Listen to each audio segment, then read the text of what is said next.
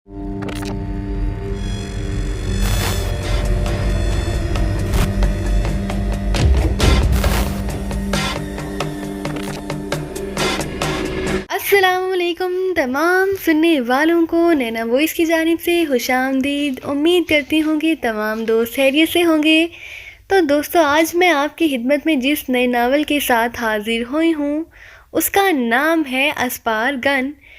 तो उसकी तरफ आने से पहले मेरी तमाम दोस्तों से गुजारिश है कि हमारे चैनल नैना वॉइस को कर दीजिए सब्सक्राइब, ताकि हमारे आने वाली हर वीडियो का नोटिफिकेशन आपको मिलता रहे। तो चलिए अस्पार गन की शुरुआत करते हैं। तुमसे कितनी बार कहा है कि टाइगर बोलते नहीं धाड़ते हैं। तुम जब भी किसी को फ़ोन किया करो तो ये मत बोला करो कि टाइगर बोल रहा हूँ, सीधे कहा करो टाइगर धाड़ रहा हूँ। दूसरी तरफ से टाइगर इमरान की मुस्कुराती हुई आवाज़ सुनाई दी तो ना चाहते हुए भी टाइगर के होंठों पर मुस्कुराहट आ गई। ठीक है बॉस, आइंदा जब भी आपको कॉल करूँगा बोलने की बजाय दहाड़ लिया करूँगा, टाइगर ने कहा। अरे अरे, सिर्फ मुझ पर ही ना धारना, तुम जानते हो कि मैं इंतहाई कमज़ोर दिल का और मनहनी सा इंसान हूँ। मेरे सामने कुत्ते का पिल्ला भी भौंकता है तो खौफ से मेरी जान निकल जाती है। और तुम तो टाइगर हो, अगर तुमने मुझ पर धारना शुरू कर दिया तो मेरा बेचारा इकलौता दिल ही फेल हो जाएगा, इमरान ने कहा तो टाइगर हंस पड़ा। बॉस, क्या आप कुछ देर के लिए राना हाउस आ सकते हैं, टाइगर ने संजीदा होते हुए कहा। राना हाउस? क्यों, क्या तुम राना हाउस में मौजूद हो, इमरान ने चौंक कर कहा। यस बॉस, टाइगर ने कहा। क्यों, तुम वहाँ क्या कर रहे हो? अकेला देखकर तुम उसे अपनी कंपनी देने के लिए आ गए हो, इमरान ने कहा। जॉना किसी निजी काम के सिलसिले में एक्रीमिया गया हुआ था, इसलिए जोसेफ राना हाउस में अकेला ही रह रहा था। नो बॉस, एक लड़की का मामला है, टाइगर ने कहा। लड़की? क्या मतलब? क्या तुम्हारी जेबें भी मेरी जेबों की तरह हाली हो गई हैं? मगर सुलेमान तो तुम्हारे साथ नथी नहीं है, इमरान ने कहा। कड़की नहीं, मैं लड़की का कह रहा हूँ बॉस, टाइगर ने संजीदगी से कहा। अरे फिर तुम्हें बहुत बहुत मुबारक हो, इमरान ने चहकते हुए कहा। मुबारक? कैसी मुबारक बॉस, टाइगर ने हैरान होकर कहा। तुमने शादी भी कर ली और तुम्हारी लड़की भी हो गई, तुमने बताया ही नहीं, कमाल है। सब कुछ चुपके चुपके ही कर लिया। एक तुम हो जिसकी लड़की भी हो गई है और मैं अब तक लड़की की तलाश में कमवारा न जाने कहाँ कहाँ की ठोकरें खाता फिर रहा हूँ। इमरान की जुबान चल पड़ी। मैं एक नौजवान लड़की की बात कर रहा हूँ बॉस, टाइगर ने कहा। जाहिर है तुमने किसी नौजवान लड़की से ही शादी की होगी। मैं कब कह रहा हूँ कि तुमने किसी 80 साला बुढ़ी खूसट से शादी की होगी, इमरान ने कहा। मैं एक कातिल लड़की को उठाकर लाया हूँ बॉस, वो बेहोश है, टाइगर ने कहा। वो जानता था कि अगर उसने असल बात ना बताई तो इमरान ने बातों को कहां से कहां पहुंचा देना है। कातिल लड़की?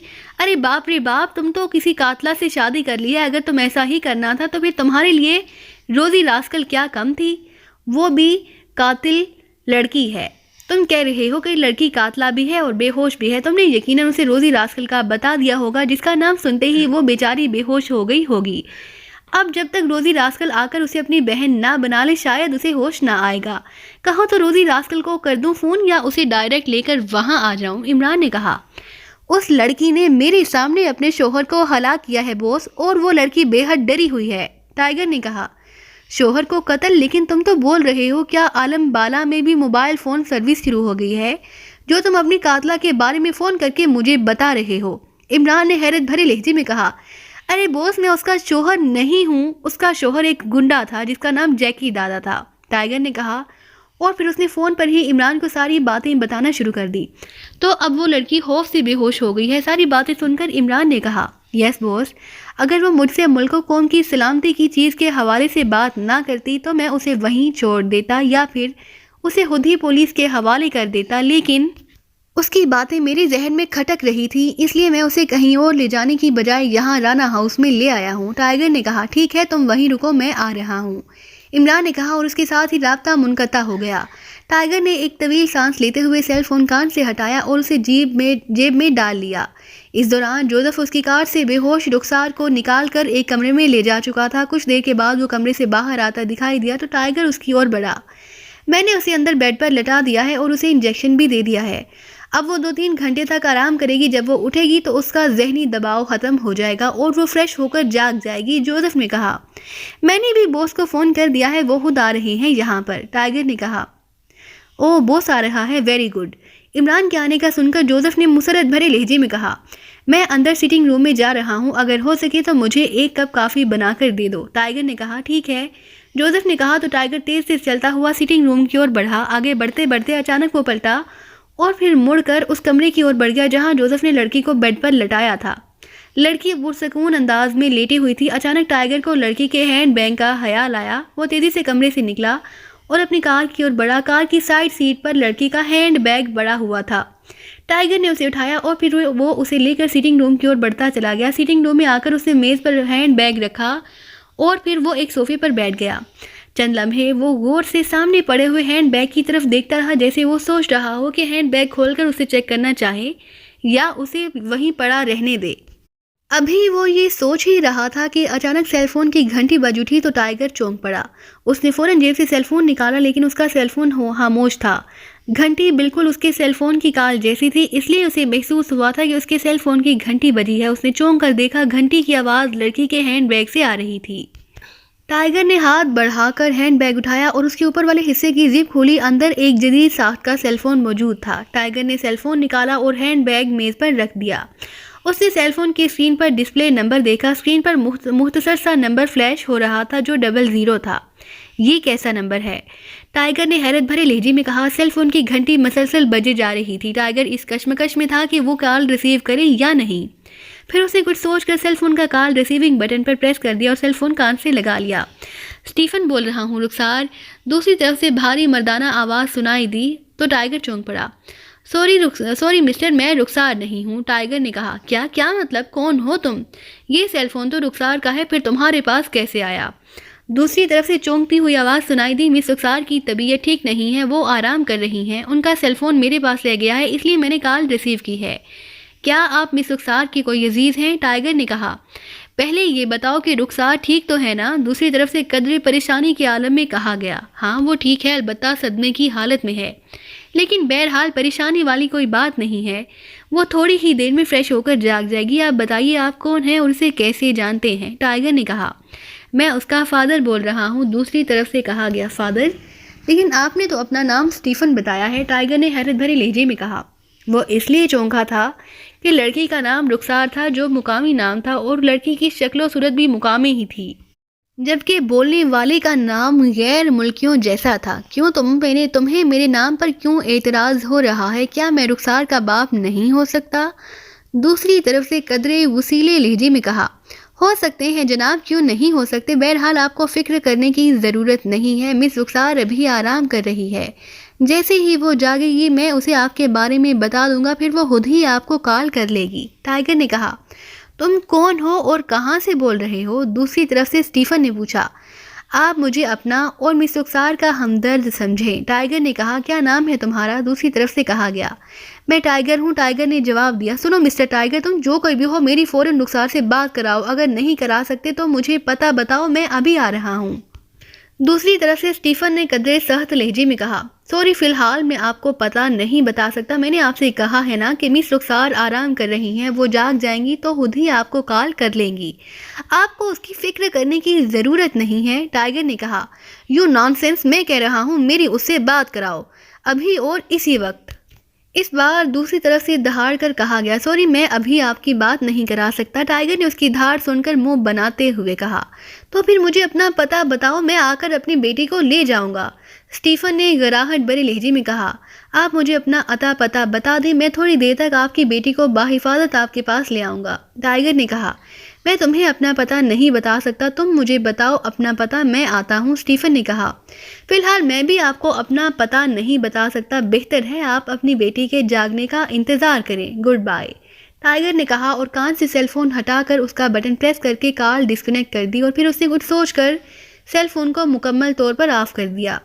حیرت ہے، بیٹی مقامی ہے اور باپ غیر ملکی، بات کچھ سمجھ میں نہیں آئی، ٹائیگر نے کہا۔ اسی لمحے جوزف اندر داخل ہوا، اس کے ہاتھ میں کافی کا کپ تھا، اس نے کپ لا کر ٹائیگر کے سامنے میز پر رکھ دیا۔ کس کا فون تھا؟ جوزف نے پوچھا۔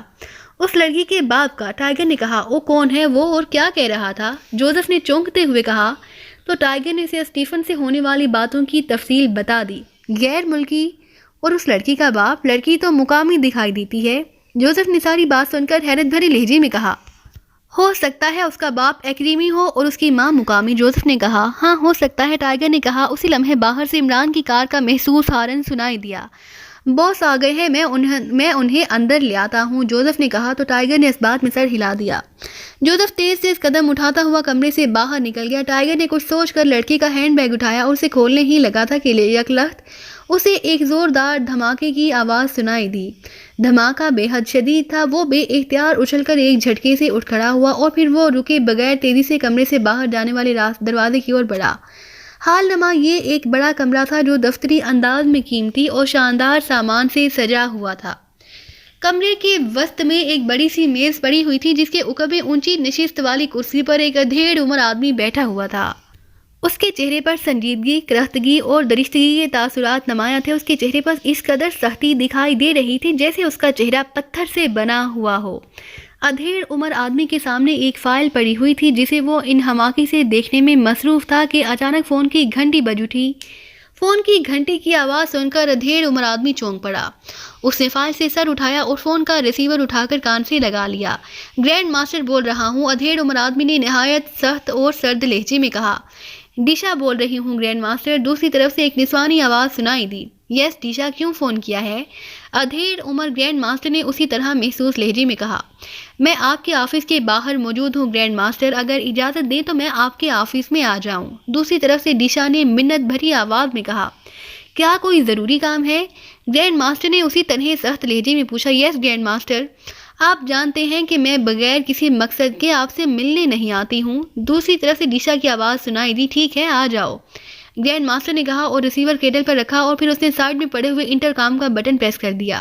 یس گرینڈ ماسٹر، دوسری طرف سے اس کی پرسنل سیکرٹری کی آواز سنائی دی۔ ڈیشا مجھ سے ملنے آ رہی ہے، جیسے ہی وہ آئے اسے میرے آفس میں پہنچا دینا، گرینڈ ماسٹر نے کہا۔ یس گرینڈ ماسٹر، اس کی پرسنل سیکرٹری نے کہا تو اس نے انٹرکام آف کر دیا اور ایک بار پھر فائل دیکھنے میں مصروف ہو گیا۔ چند لمحوں بعد دروازے پر دستک کی آواز سنائی دی تو وہ چونک پڑا۔ یس کم ان، گرینڈ ماسٹر نے اونچی آواز میں کہا تو دروازہ کھلا اور کمرے میں ایک نوجوان لڑکی داخل ہوئی۔ لڑکی نے سرخ شرٹ اور نیلی جینز پہنی ہوئی تھی۔ اس کے کاندھے پر ایک بھاری ہینڈ بیگ لٹک رہا تھا۔ لڑکی بے حد شوخ اور شنگ دکھائی دے رہی تھی۔ اس کے سر کے بال لمبے اور بے حد گھنے تھے۔ اس کے چہرے پر دلاویز مسکراہٹ دکھائی دے رہی تھی اور اس کی آنکھیں بڑی بڑی اور بے حد چمکدار تھیں جو اس کی ذہانت کی حماس تھیں۔ آؤ ڈیشا، گرینڈ ماسٹر نے کہا تو لڑکی مسکراتی ہوئی اندر آ گئی۔ بیٹھو، گرینڈ ماسٹر نے کہا تو لڑکی میز کے سامنے رکھی ہوئی کرسیوں میں سے ایک کرسی پر بیٹھ گئی۔ اس نے ہینڈ بیگ کاندھے سے اتار کر اپنے پیروں کے پاس رکھ لیا۔ 2 منٹ رکو، میں یہ فائل دیکھ لوں پھر تم سے بات کرتا ہوں، گرینڈ ماسٹر نے کہا۔ اوکے گرینڈ ماسٹر، ڈیشا نے بغیر کسی اعتراض کے کہا۔ گرینڈ ماسٹر کچھ دیر تک فائل دیکھتا رہا، پھر اس نے ایک طویل سانس لیتے ہوئے فائل بند کی اور اسے اٹھا کر میز کی سائیڈ میں پڑی ہوئی باسکٹ میں رکھ دیا جہاں ایسی ہی کئی فائلیں پڑی ہوئی تھی۔ ہاں اب بتاؤ کیا کام ہے، گرینڈ ماسٹر نے اس کی اور غور سے دیکھتے ہوئے کہا۔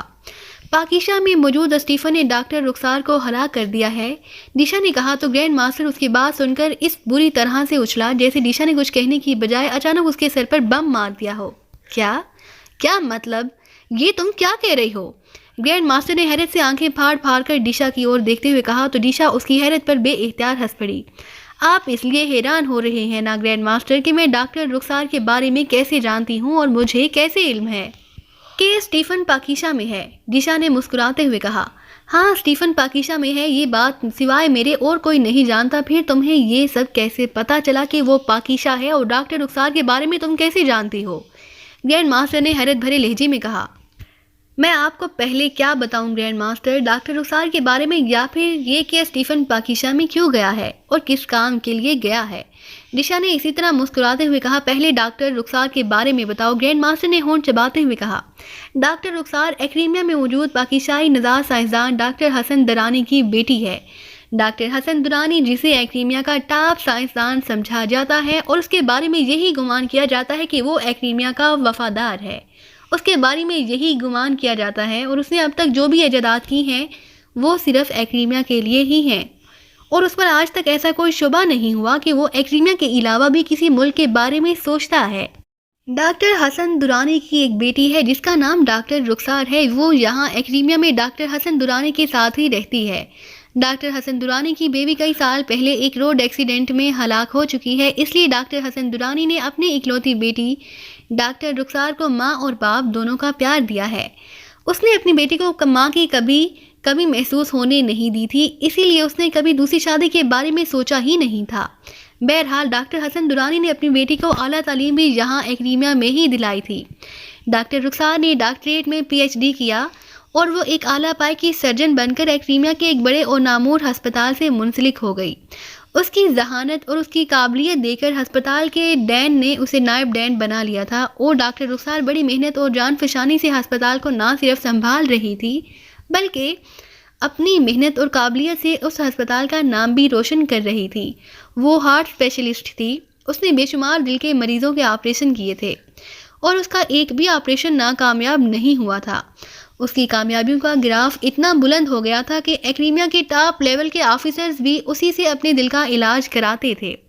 ڈاکٹر حسن درانی چاہتا تھا کہ وہ اپنی بیٹی کی شادی اسی کے لیول کے کسی سائنسدان یا پھر کسی بڑے ڈاکٹر سے کر دے تاکہ وہ خوشحال زندگی گزار سکے، لیکن ڈاکٹر رخسار ابھی شادی نہیں کرنا چاہتی تھی۔ ڈاکٹر حسن درانی نے اس سے یہ بھی کہا تھا کہ اسے کسی ہسپتال میں جاب کرنے کی ضرورت نہیں ہے، وہ چاہے تو اس کے لیے ایکریمیا کے کسی بھی ریاست میں اور بڑے شہر میں اس کے لیے ہر قسم کی سہولیات سے آراستہ ہسپتال بنا سکتا ہے۔ ڈاکٹر رخسار بھی یہی چاہتی تھی کہ وہ اپنا ہسپتال بنائے، لیکن وہ ہسپتال ایکریمیا میں بنانے کی بجائے پاکیزہ میں بنانا چاہتی تھی۔ اسے قدرتی طور پر پاکیزہ سے لگاؤ تھا، شاید اس کی وجہ یہ تھی کہ اس کی ماں اور باپ پاکیزہ سے تھے۔ جب تک اس کی ماں زندہ تھی وہ اسے پاکیزہ کے بارے میں بتاتی رہتی تھی۔ اپنی ماں سے پاکیزہ کی باتیں سن کر ڈاکٹر رخسار کو ایکریمیا ایک انجان اور غیر ملک دکھائی دینے لگا تھا۔ اسے یوں لگتا تھا کہ اس کا اپنا ملک پاکیزہ ہے اور پاکیزہ میں ہی اس کا وہ گھر ہے جہاں اس کے ماں باپ رہا کرتے تھے اور ان کا پورا خاندان آباد تھا۔ اور پھر ڈاکٹر حسن درانی پاکیزہ سے ایکریمیا شفٹ ہو گئے اور وہ اپنی بیٹی کو لے کر ایکریمیا آ گئے، جہاں اس کی ماں ہمیشہ کے لیے اس سے جدا ہو گئی۔ ڈاکٹر رخسار نے کئی بار اپنے باپ سے اجازت لے کر پاکیزہ جانے کی خواہش کی تھی، لیکن اس کا باپ اسے پاکیزہ نہیں جانے دیتا تھا۔ اس کے کہنے کے مطابق پاکیزہ میں موجود اس کے عزیز رشتہ دار یا تو ہلاک ہو چکے تھے یا پھر دوسرے ممالک میں شفٹ ہو چکے تھے۔ ڈاکٹر حسن درانی نے ڈاکٹر رخسار کو بتایا تھا کہ پاکیزہ میں ان کا اب کوئی اپنا موجود نہیں تھا، اس لیے اگر وہ اسے پاکیزہ بھیج بھی دیتے تو کس کے پاس بھیجتے۔ انہوں نے رخسار کو کئی بار سمجھانے کی کوشش کی، لیکن رخسار کے ذہن میں پاکیزہ چپکا ہوا تھا۔ اس کا کہنا تھا کہ اگر وہاں اس کا ایک بھی رشتہ دار یا عزیز نہیں ہے تب بھی وہ پاکیزہ ہی جائے گی اور پاکیزہ میں جا کر ہسپتال بنائے گی اور پاکیزائی عوام کی بھلائی کے لیے کام کرے گی اور وہیں کسی کو پسند کر کے اپنا گھر بسائے گی۔ اس کی ضد دن بدن بڑھتی جا رہی تھی اور ڈاکٹر حسن درانی اس کی ہر بار مخالفت ہی کرتے تھے۔ یہی وجہ تھی کہ باپ اور بیٹی میں دوریاں بنتی جا رہی تھیں اور وہ ایک دوسرے سے نالاں رہنا شروع ہو گئے۔ پھر ایک دن ڈاکٹر حسن درانی نے خود ہی ڈاکٹر رخسار کو پاکیزہ بھیجنے کا فیصلہ کر لیا۔ اس نے فی الفور اس کے لیے پاسپورٹ بنوایا، کاغذات تیار کرائے اور پھر اسے کاربن بھیج دیا۔ اس نے ڈاکٹر رخسار سے کہا کہ وہ ڈائریکٹ پاکیزہ جانے کی بجائے مختلف ممالک کی سیر و تفریح کرتے ہوئے جائے۔ ڈاکٹر حسن درانی نے اپنی بیٹی کے لاکھ پوچھنے پر اسے کچھ نہ بتایا اور اسے یہی ہدایات دیں کہ وہ پاکیزہ ضرور جائے، لیکن ڈائریکٹ جانے کی بجائے چند دوسرے ممالک سے ہوتے ہوئے اپنے نام بدل کر جائے۔ اس نے اپنی بیٹی کو ہر ملک میں موجود چند ایسے آدمیوں کے نام اور پتے بھی بتا دیے جو اس کے مختلف ناموں سے کاغذات اور پاسپورٹ بنوا کر دے سکتے تھے۔ چنانچہ ڈاکٹر رخسار نے یہی سب کیا اور مختلف ممالک اور مختلف ناموں کے کاغذات پر سفر کرتی ہوئی پاکیزہ پہنچ گئی۔ ڈاکٹر حسن درانی نے ڈاکٹر رخسار کو ایک آدمی کا پتہ بتایا تھا کہ وہ پاکیزہ پہنچ کر سیدھی اس کے پاس چلی جائے۔ وہ آدمی اس کا کوئی دور کا عزیز تھا جو ڈاکٹر رخسار کے لیے پاکیزہ میں رہنے کا بندوبست بھی کرتا اور اس کے لیے اس کی خواہش کے مطابق بڑا اور جدید ہسپتال بھی بنوا سکتا تھا۔ چنانچہ ڈاکٹر رخسار اس آدمی سے ملی اور اس آدمی نے ڈاکٹر رخسار کو کچھ عرصہ کے لیے روپوش کر دیا۔ ڈاکٹر رخسار کو سمجھ نہیں آ رہا تھا کہ آخر اس کے ساتھ یہ ہو کیا رہا ہے۔ اس کا باپ جو اسے کسی بھی صورت میں پاکیزہ نہیں بھیجنا چاہتا تھا، اس نے اچانک یہ فیصلہ کیسے کر لیا تھا کہ وہ اب واقعی پاکیزہ چلی جائے اور وہیں رہے، اور پھر اس نے اسے پاکیزہ بھجوا بھی دیا۔ اس نے جس آدمی کے پاس ڈاکٹر رخسار کو بھجوایا تھا وہ آدمی بھی اس کے لیے پراسرار بنا ہوا تھا۔ اس آدمی نے ڈاکٹر رخسار کو ایک ایسی جگہ لے جا کر چھپا دیا تھا جہاں ہر طرف اس پر پہرے لگے ہوئے تھے۔ محافظ باقاعدہ مسلح تھے جو اس پر نظر رکھتے تھے اور ان کی نظروں میں آئے بغیر ڈاکٹر رخسار کہیں آ جا بھی نہیں سکتی تھی۔ ادھر ایگریمین حکومت بھی اس بات کا نوٹس لے چکی تھی کہ ڈاکٹر حسن درانی نے انتہائی پراسرار طور پر اپنی بیٹی کو ایگریمیا سے نکال دیا ہے۔ ڈاکٹر حسن درانی سے اس سلسلے میں پوچھ گچھ کی گئی تو ڈاکٹر حسن درانی نے یہی بتایا کہ اس کی بیٹی کو ورلڈ ٹور کا شوق تھا، اس لیے اس نے اپنے ورلڈ ٹور پر بھیج دیا ہے۔ لیکن تحقیقات کرنے والی ٹیم نے جب خفیہ طور پر معلومات حاصل کرنا شروع کی تو ان پر یہ انکشاف ہوا کہ ایگریمیا کی ٹاپ لیبارٹری جہاں ڈاکٹر حسن درانی کام کرتا تھا، وہاں سے ٹاپ بلاسٹر نامی میزائل کا فارمولہ غائب تھا۔ اصل فارمولہ تو لیبارٹری میں ہی موجود تھا، لیکن اس فارمولے کو جس پیپر پر پرنٹ کیا گیا تھا، اگر اس کی کاپی یا فلم بنائی جاتی تو اس پیپر کا رنگ بدل جاتا تھا، جس کے بارے میں ڈاکٹر حسن درانی کو علم ہی نہ تھا۔ پیپر کا رنگ بدلا ہوا تھا، جو اس بات کا ثبوت تھا کہ اس فارمولے کی باقاعدہ فلم بنا کر کاپی کی گئی ہے۔ اس فارمولے پر ڈاکٹر حسن درانی ہی کام کر رہا تھا اور فارمولہ اسی کے پاس رہتا تھا۔ اسے فوراً حراست میں لے لیا گیا اور جب اسے پوچھ گچھ کی گئی تو اس نے چپ سادھ لی۔ ڈاکٹر حسن درانی کی چپ کے پیچھے ضرور کوئی راز چھپا ہوا تھا۔ اس کی اعلیٰ پیمانے پر تحقیقات کی گئیں اور پھر اسے پوچھ گچھ کے لیے اسپارگن نامی تنظیم کی خدمات حاصل کی گئیں۔